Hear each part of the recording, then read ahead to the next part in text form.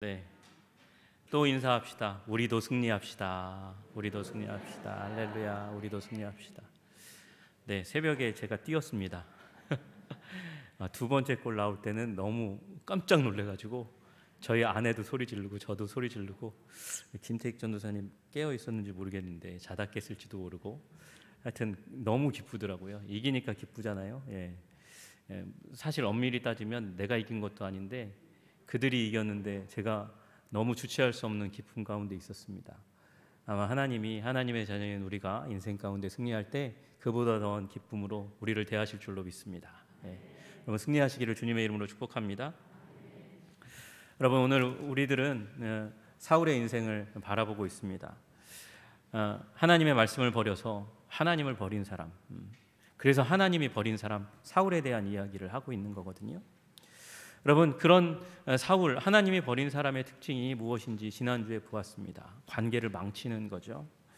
여러분 사울은 처음에 다윗을 심히 사랑했습니다. 자기를 돕는 사람, 이제 전쟁터에서 무기를 든 사람이요, 자기가 심리적으로 굉장히 불안한 상황 가운데 있으면 수금을 타서 마음을 치료해 주었던 그 다윗을 그렇게 사랑했습니다. 그런데 이 다윗이 골리앗을 죽인 후에 사람들에게 인정을 받잖아요. 인기를 받잖아요.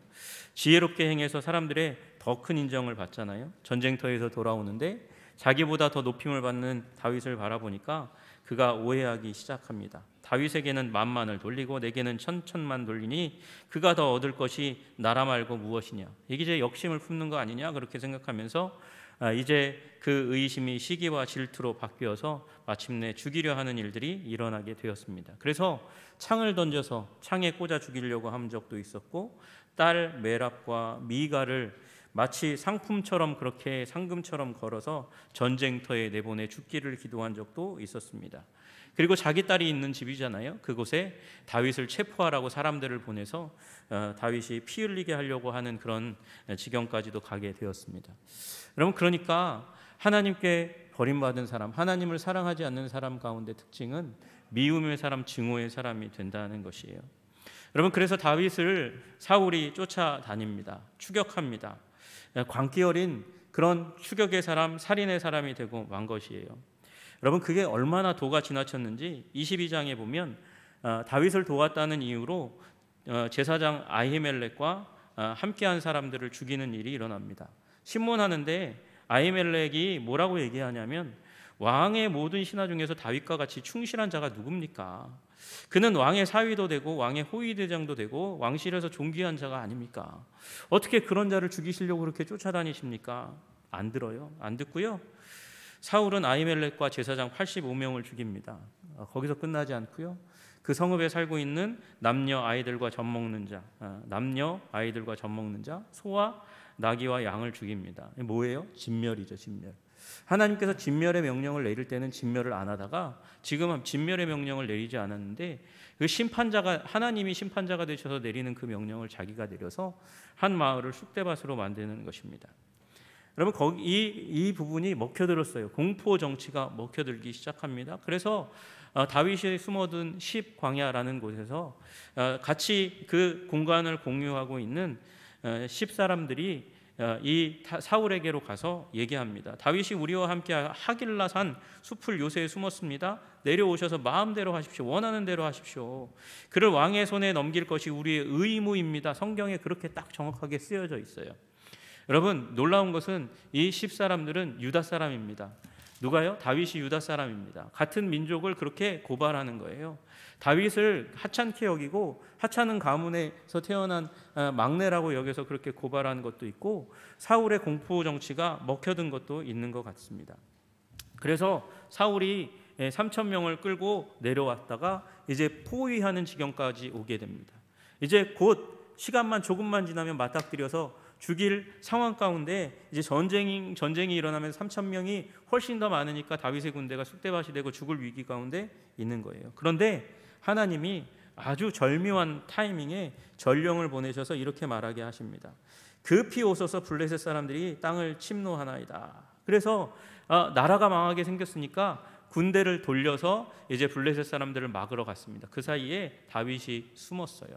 숨어서 오늘 나와 있는 엔게디의 이 한 이 동굴 가운데로 숨게 되었습니다.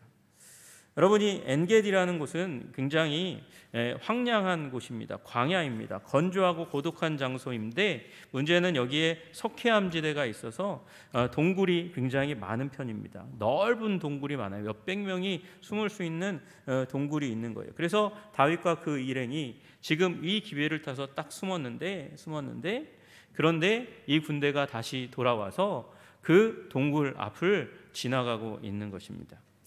여러분, 근데 사울이 그 상황 가운데서 이제 발을 가리고자 하는 용변을 보려고 하는 그 일로 말미암아 동굴에 들어갑니다. 어떤 분들은 이 본문이 명확하지 않으니까 잠자러 들어가는 걸지 모르겠습니다, 이렇게 얘기하는 해석하는 분들도 있는데, 여러분, 잠자러 들어가면 그래도 같이 몇 명이 들어가서 서늘한 곳에서 쉬었을 가능성이 굉장히 많죠. 그죠? 그런데 남자가 결코 같이 가지 않는 곳이 있습니다. 보니까 가끔 여자들은 같이 가더라고요, 화장실에. 근데 남자들은 같이 안 가요. 그래서 아마 사울 혼자 이제 용변을 보려고 그래서 동굴 안으로 들어간 거죠. 그래서 방어할 수 없는 상황, 그리고 주위에 누가 오는지 무엇이 있는지 잘 인지 못하는 상황이 사울에게 생깁니다.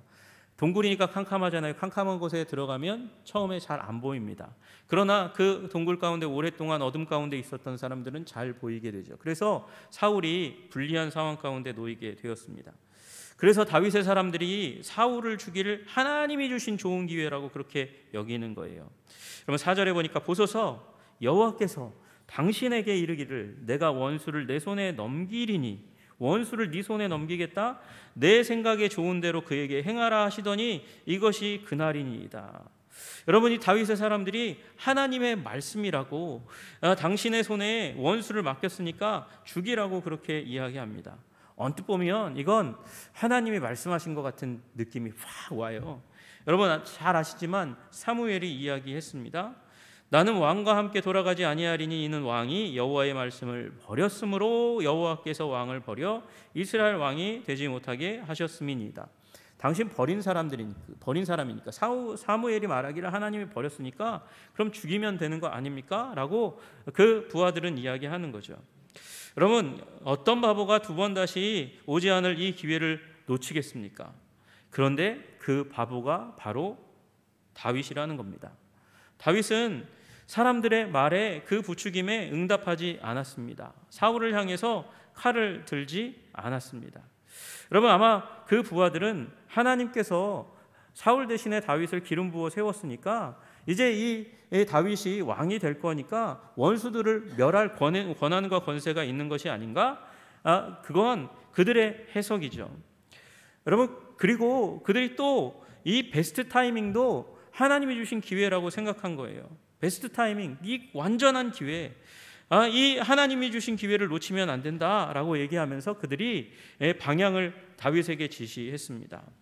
여러분, 그러나 자기가 원하는 것을 하나님의 뜻이라고 그렇게 오해해서는 안 됩니다. 우리의 감정이 주위 사람들이 상황이 아무리 그렇게 얘기한다 할지라도 하나님의 말씀이 아니라고 말씀하시면 거절할 수 있는 용기가 여러분과 제게 있기를 주님의 이름으로 축복합니다. 다윗은 죽이지 않습니다. 왜냐하면 자기가 사울을 향해서 미움의 마음이 어찌 안 들겠습니까? 인간이니까 들죠. 들 때에, 기도할 때에 하나님께서 주신 마음의 확신이 있었던 거예요. 여호와의 기름 부음 받은 내 주를 치는 것은 여호와께서 금하시는 것이라 믿었어요, 다윗은. 여러분, 놀라운 것은 지금 이 왕은 사울은 자기를 원수로 여기고 쫓아오는데도 불구하고 다윗은 내 주라고 표현하고 있는 거예요. 그는 아직도 나의 왕입니다 라고 표현하고 있는 것이죠. 여호와의 기름, 그리고 그 이유는 여호와께서 기름 부으셨기 때문이라고 믿고 있는 거예요. 여러분, 아마 다윗은 하나님께서 사울을 세우셨을 것이고, 세우실 때 사울이 그렇게 불순종하고 망가지고 버림받을 것도 계산해 내셨을 걸 알고 그렇게 믿고 있었어요. 전지하신 하나님에 대한 믿음이 있었던 것이죠. 여러분, 그렇게 모든 것을 아시고도 세우신 하나님께서 그러면 그 해결 방법도 하나님께서 아시겠지, 하나님의 손으로 하시겠지, 하나님이 세우셨으니 하나님이 내리시겠지라는 믿음을 가지고 있으니까 자기 손에 칼을 대지 않기로 결단한 것입니다. 여러분, 인간적인 관점에서는 어리석어 보여도 그러나 그는 하나님의 말씀을 따르고 있는 거예요. 여러분, 하나님의 말씀을 따르며 여호와께서 기름 부어 세우신 자를 치지 않는 여러분 되시기를 주님의 이름으로 축복합니다. 여러분, 서두에 이 얘기를 해야 될 것 같아요. 여호와께서 기름 부어 세우신 자가 누굽니까? 누가 여호와께서 기름 부어 세우신 존재입니까? 목사입니까? 네, 목사도 포함됩니다. 장로입니까? 장로도 포함됩니다.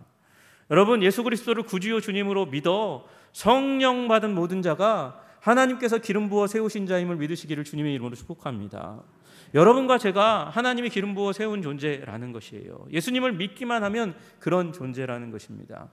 하나님께서 지키시고 보호하시고 인도하시는 존재라는 사실을 믿으시기를 주님의 이름으로 축복합니다. 여러분, 기름 부어 세웠다. 여러분, 하나님의 사역자를 기름 부어 세우는 시대 가운데 이제 사울이 다윗이 기름 부어 세움 받았습니다. 지금 이 시대 가운데서도 하나님께서 세우십니다. 그런데 우리 교회에서 기름 부어 세우는 거 보신 적 있으세요? 교회는 사람이 필요 없어서 기름 붓지 않는 게 아니라 기름이 상징하는 것이 성령이기 때문에 성령에 의탁하여 성령이여 임하시고 그 마음 가운데 충만하여 주셔서 이 영혼을 다스리고 통치하여 주셔서 주님 일꾼 되게 하여 주십시오. 충성되게 하여 주시옵소서. 우리가 그렇게 기도하며 예배하며 세우는 거잖아요. 그죠? 여러분, 그 가운데 그 시작이 세례의 예식인 거예요. 세례는 하나님의 자녀가 되는 길이고, 그리고 세례 받을 때 성령님이 우리 마음 가운데 들어오시는 줄로 믿으시기를 주님의 이름으로 축복합니다. 그래서 여러분과 저는 여호와의 기름 부음 바인 줄로 믿습니다. 그러니 성도를 소중하게 귀중하게 여기시는 여러분과 제가 되었으면 좋겠습니다. 함부로 얘기하지 않고 사랑하고 축복하고 격려하고 품고 위하는 자들 다 되시기를 주님의 이름으로 축복합니다. 여러분, 다윗이 죽일 기회가 있는데도 불구하고 몰리고 죽이지 않습니다. 그리고 다만 옷자락만 베었습니다. 그리고 사울이 나간 다음에 대화를 하기 시작합니다. 멀리서 서서 사울을 부릅니다. 그래서 물병이 그렇게 다윗이 그렇게 사울을 부르고 또 왜 나를 죽이려 하냐고 그렇게 사울을 설득하는 일들이 이제 다음에 드러나는 것이죠. 24장에 보시면 다윗이 사울에게 이르되 보소서 다윗이 왕을 해하려 한다고 하는 사람들의 말을 왕은 어찌하여 들으시나이까 그렇게 이야기해요. 여러분, 이 얘기를 듣고 나중에 사울이 내 아들 다윗아 이것이 네 목소리냐 그러면서 웁니다. 여러분, 광기 어린 살인의 충동을 가지고 이 다윗을 쫓아간 사람이 어떻게 다윗을 아들이라고 부르며 울먹거릴 수 있겠어요? 이상하지 않습니까? 다중인격적인 병리적인 그런 모습을 보이고 있는 거예요, 사울이. 여러분, 왜 그렇습니까? 우리가 다 알듯이 다윗이 기름 부음 받을 때 여호와께서 부리시는 악신이 이 사울에게 깃들었어요. 지금 사울은 제정신이 아니에요. 악신이 들었어요. 성령의 뜻을 따라가지 않고 자기 소견에 옳은 대로 행하도록 충동하는 이 사단과 같은 영이 그를 붙잡고 있는 것입니다. 그리고 또 하나, 그 옆에 있는 사람들이 악한 사람들이 너무 많은 거예요. 악한 사람들이 다윗을 모함하고 있는 것이죠. 다윗이 사울에게 이르되 보소서 다윗이 왕을 해하려 한다고 하는 사람들의 말을 왕은 어찌 들으십니까? 어떤 사람들이 나를 권하여 왕을 죽이라 하였으나 내가 왕을 아껴 말하기를 나는 내 손을 들어 내 주를 해하지 아니하리니 그렇게 결단했습니다. 나는 결코 왕을 죽이지 않습니다. 사람들이 그렇게 하는 것처럼 그렇게 하지 않습니다. 그렇게 이야기합니다. 여러분, 지금 다윗은 자기를 죽이러 오는 사람을 향해서 선하게 응대하고 있는 거예요. 아름답게 응대하고 있는 것이죠. 여러분, 사울이 얘기한 말 가운데 진리가 담겨져 있는 걸 여러분이 아셨으면 좋겠어요. 사울이 울면서 그 다음에 24장 17절부터 몇 가지를 얘기합니다. 나는 너를 학대하였을 때, 사람이 사람을 대하는 몇 가지 태도가 있는데 그 중에 하나가 나는 너 다윗, 사울을 위하는 다윗을 학대하는 일이 일어났다 이렇게 얘기하는 거죠. 여러분, 이런 일이 인간 세상 가운데 있습니다. 선한 사람을 악하게, 아주 악하게 대하는 것이에요. 학대라는 말은 보통 인간관계 가운데서 미워하는 사람을 향해서 쓸 수 없는 말입니다. 히틀러가 유대인을 향해서 그렇게 발휘할 때 그때 쓰이는 말이 학대라는 단어예요. 여러분, 사탄적으로 그렇게 사람을 대하는 사람들이 있어요. 또한 사람들은 사람이 그의 원수를 만나면 그를 평안히 가게 하겠느냐? 19절에 사울이 얘기한 대로 원수를 만나면 그저 인간적인 차원에서 그냥 가만히 안 두고 위해하려고 하는 그런 수준의 삶을 살아가는 사람들이 있습니다. 여러분, 그러나 우리는 거기에서 넘어가는 사람들이 되시기를 주님의 이름으로 축복합니다. 여러분, 17절에 너는 나를 선대하니, 내가 너를 죽이려 했는데, 원수로 행했는데 너는 나를 선대하는구나. 너는 나보다 의롭도다. 여러분, 악하게 다가오는 자들, 욕하고 다가오는 자들을 여러분 악으로 욕으로 갚지 않고 복을 빌고 선하게 대하시는 여러분 되시기를 주님의 이름으로 축복합니다. 이것이 신성의 차원입니다. 하나님 닮은 차원이라는 거예요. 거룩한 차원입니다. 여러분, 그곳 가운데 서시기를 주님의 이름으로 축복합니다. 여러분, 그렇게 했더니 사울이 돌아가요. 군대를 돌이켜 돌아갑니다. 여러분, 그런데 거기서 멈추지 않고 사울이 다시 한번 군대 3천을 일으켜서 다윗을 쫓아다닙니다. 다시 한번 그렇게 쫓아다니는 장면이 오늘 이 사무엘상 26장의 장면이에요. 그래서 다시 한번 처음 23장과 24장 넘어가는 그곳에 있었던 10광야라는 곳에 다시 한번 옵니다. 여러분, 사울이 분명히 알았어요. 다윗이 자기를 멸망시키지 않을 것, 위협할 사람이 아니라는 것을. 기름 부어 세운 나를, 다윗이 기름 부음 받았다고 나를 죽이려고 하는 사람이 아니라는 것을 알았습니다. 그런데 왜 다시 한번 군대를 일으켰을까요? 시간차가 있잖아요. 아마 그 시간 가운데 다시 한번 굳건하게 생각하는 일이 일어났을 거고요, 모함하는 일이 일어났을 겁니다. 아마 그 시작은 옷자락이었을 거예요. 아까 그 동굴에서 잘라낸 옷자락 말이에요. 여러분, 옷자락을 자를 때에 다윗이 마음이 굉장히 아팠다 그렇게 표현하고 있어요. 여러분, 옷은 이스라엘 민족에게 있어서 존재와 능력을 의미합니다. 존재와 능력을 의미해요. 여러분, 그래서 사울이 불순종해서 진멸하지 않은 것을 보고 돌아서 가려고 할 때에 그때 사울이 사무엘의 옷자락을 움켜쥡니다. 그의 옷자락을 붙잡음에 찢어진 것으로 그냥 끝나면 좋은데, 여러분, 겉옷은 뭐라고요? 능력이고 존재라고요. 그러니까 사무엘이 이야기하는 거예요. 그에게 이르되 여호와께서 오늘 이스라엘 나라를 왕에게서 떼어 왕보다 나은 왕의 이웃에게 주셨나이다. 옷이 찢어진 건데 지금 당신의 나라가 찢어질 거라고 그렇게 이야기하고 있는 거예요. 여러분, 우리 엘리사가 엘리야에게 겉옷을 달라고 얘기했어요. 그냥 겉옷이 비싸서 좋은 옷을 입고 있으니까 당신은 이제 이 불병거 타고 하늘로 올라갈 거니까 그 옷 필요 없으니까 달라고 한 게 아니라 당신의 존재와 능력을 나에게 위임해 주십시오. 그래서 겉옷을 달라고 한 거거든요. 여러분, 그것처럼 겉옷은 굉장히 중요합니다. 그래서 다윗이 일어나 사울의 겉옷자락을 가만히 베니라. 그러한 후에 사울의 옷자락 뱀으로 말미암아 24장에 다윗의 마음이 그렇게 찢어내면 혹시 사울이 오해하지 않을까? 아니나 다를까? 오해하는 일이 일어나는 것이죠. 여러분, 그래서 사울이 다시 한번 그 주위에서 악평하는 자들 때문에, 모함하는 자들 때문에 그래서 일어나 나왔습니다. 그 사람이 누군지는 조금 있다가 말씀드릴게요. 그래서 그렇게 나온 3,000명의 사람들이 어디에요? 이제 그 광야 가운데 잠을 자는 일이 일어나는 거예요. 사울을 가운데 두고 그 주위에 최측근들이 눕고 그 밖으로 3,000명이 다 누웠습니다. 다 누웠는데 이 사람들이 어떻게 된 일인지 잠을 잤는데 다윗과 여기 이 아비새라고 하는 부하가 함께 더불어서 그 진영 한가운데로 가서 사울에게 이를 때까지 사람들이 깨지 않아요. 여러분, 이것이 하나님의 섭리였습니다. 우리 12절에 나와 있는 대로 여호와께서 그들을 깊이 잠들게 하셨으므로 그들이 잠자는 거예요. 여러분, 알고 보면 아까 처음에 그렇게 3,000명을 몰고 와서 포위해서 죽이려고 할 때도 누가요? 블레셋 사람들이 쳐들어왔습니다. 왜 하필이면 그때 블레셋 사람들이 쳐들어오고 어떻게 공격하기 전에 전령이 와서 그 소식을 전해서 그 군대를 몰려가게 하겠습니까?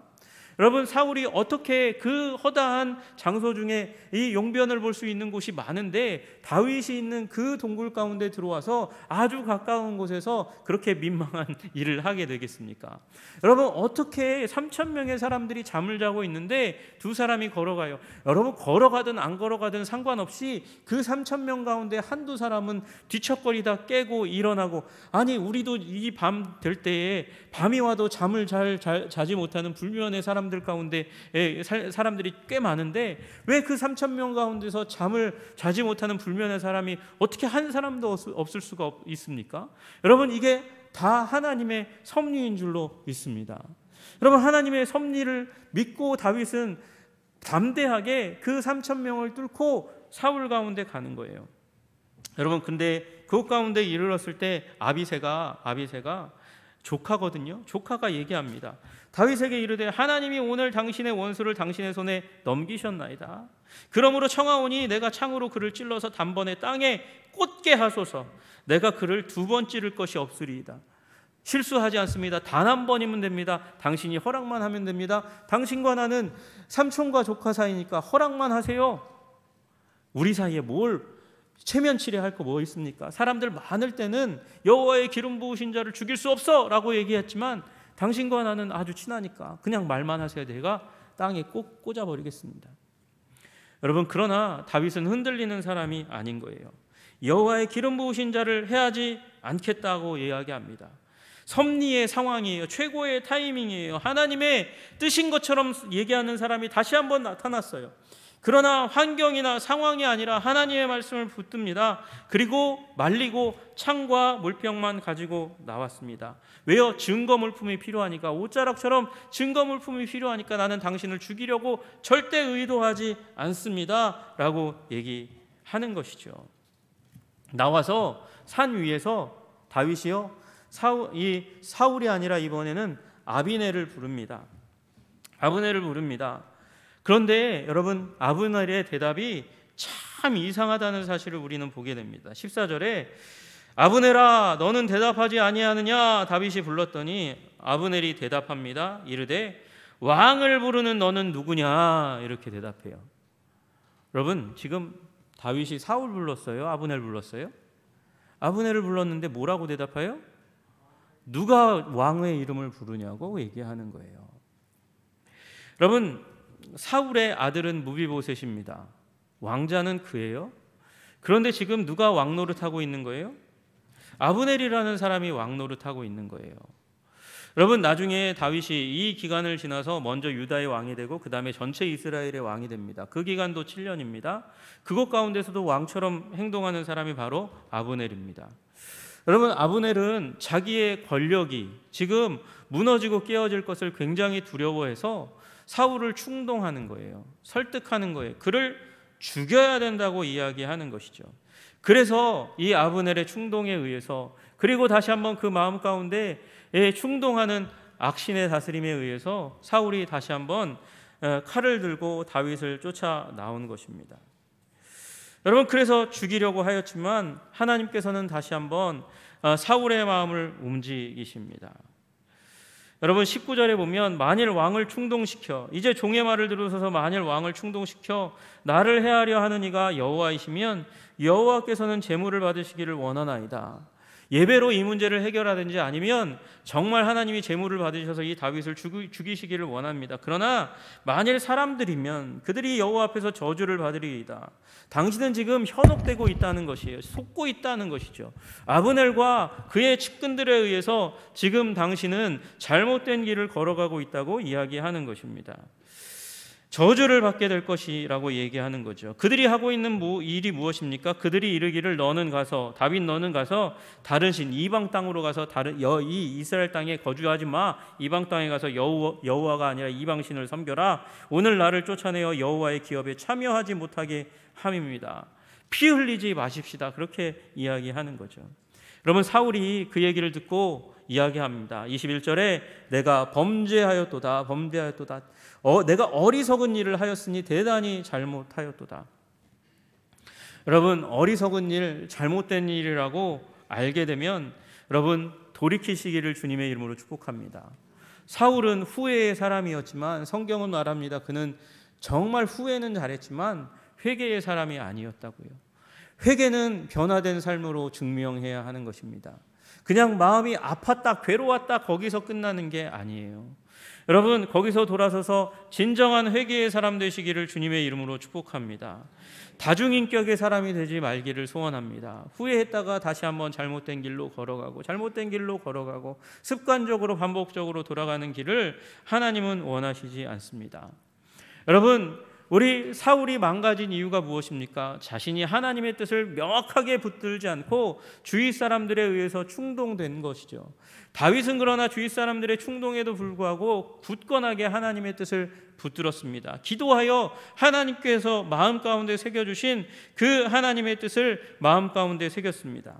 여러분, 다윗이 포로 생활 가운데 시편 20개 정도를 썼다고 말씀드렸어요. 그 가운데 읽다 보면 아첨하는 입술과 비방하고 거짓말하는 사람들에 대해서 자주 이야기가 나옵니다. 여러분, 잘못된 정보를 주는 사람, 잘못된 마음의 충동을 주는 사람, 여러분 그들의 귀를 기울이지 마십시오. 어떻게 안 기울이겠어요? 그런 사람이 옆에 반드시 있을 거거든요. 여러분, 그러니 하나님의 음성을 더욱더 깊이 들으시는 여러분 되시기를 주님의 이름으로 축복합니다. 그래서 여호와의 기름 부음 받은 자, 우리 사랑하는 성도들을 여러분의 입술과 손으로 치지 않기를 주님의 이름으로 축복합니다. 하나님께서는 사울에게도 기회를 주셨어요. 악한 자들을 멀리하고 돌이킬 기회를 주셨습니다. 왕권과 왕관을 잃어버리게 될 것이지만 다윗과 평화롭게 좋은 관계에서 생애를 마칠 수 있는, 그래서 자신의 가정이 온전하게 보존될 수 있는 길이 있었습니다. 하나님께서 그리고 그 가운데 역사하셨습니다. 내가 범죄하였도다, 그 잘못을 후회하는 일이 있었습니다. 그러나 진정 회개하지 않으니까 문제가 일어나는 것입니다. 사울은 계속해서 다윗과 싸웠고 다윗의 하나님 여호와 하나님과 싸웠습니다. 여러분, 동시에 이 시기는 다윗을 하나님이 시험하시는 시기였습니다. 다윗은 전쟁을 마다하는 사람이 아니거든요. 싸움을 물리치는 사람이 아닙니다. 사울과 싸우는 것, 그래서 죽이는 것을 선택할 수도 있었습니다. 행운처럼 찾아온 최적의 기회들도 있었고 사람들도 모두가 다 한결같이 다윗이 죽일 것을 지지했습니다. 그러나 다윗은 기름 부어 세우신 왕을 향해서 용서와 사랑의 무기를 선택했습니다. 오늘 설교의 제목이 최고의 무기고 최악의 무기입니다. 여러분, 사울은 광기 어린 살인과 증오의 최악의 무기를 들었습니다. 그래서 그의 나라와 왕관과 가정이 망가지는 것입니다.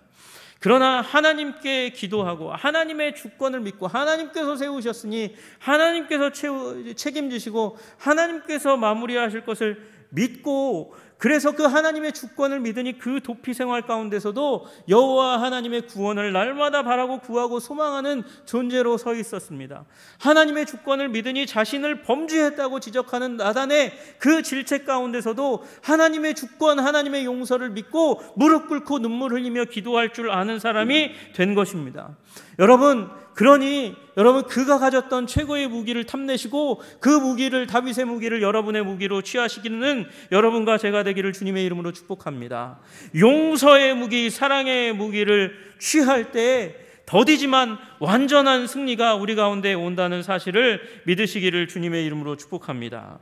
여러분, 싸울 때는 싸워야 합니다. 그러나 하나님이 기름 부어 세운 자를 향해서 그들을 적으로 삼고 싸우는 자, 그런 자는 되지 맙시다. 부족하고 연약한 모습은 하나님의 주권에 맡기십시다. 하나님께서 해결하실 것을 믿음으로 바라보는 여러분과 제가 되십시다. 용서와 사랑을 베푸실 때에 우리를 다윗처럼 아름답고 건강한 인격으로, 삶으로, 가정으로 세우실 것을 믿으시는 여러분과 제가 되기를 주님의 이름으로 축복합니다. 우리 설교를 마무리하면서 우리 금주의 암송 말씀을 같이 함께 읽어보셨으면 좋겠습니다. 읽고 이 말씀이 나의 삶의 모토가 되는 일이 일어나게 하여 주시옵소서. 같이 읽겠습니다. 시작. 할 수 있거든 너희로서는 모든 사람과 더불어 화목하라. 내 사랑하는 자들아, 너희가 친히 원수를 갚지 말고 하나님의 진노하심에 맡기라.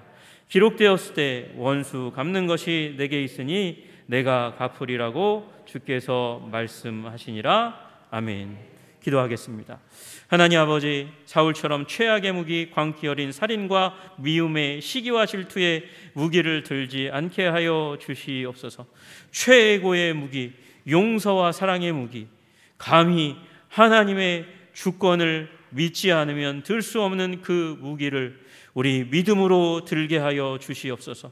그래서 다윗처럼 아버지, 우리 왕관을 하나님 자녀의 그 놀라운 부름을 상실하지 않는 주의 백성들 다 되게 하옵소서. 예수님의 이름을 받들어 기도드리옵나이다.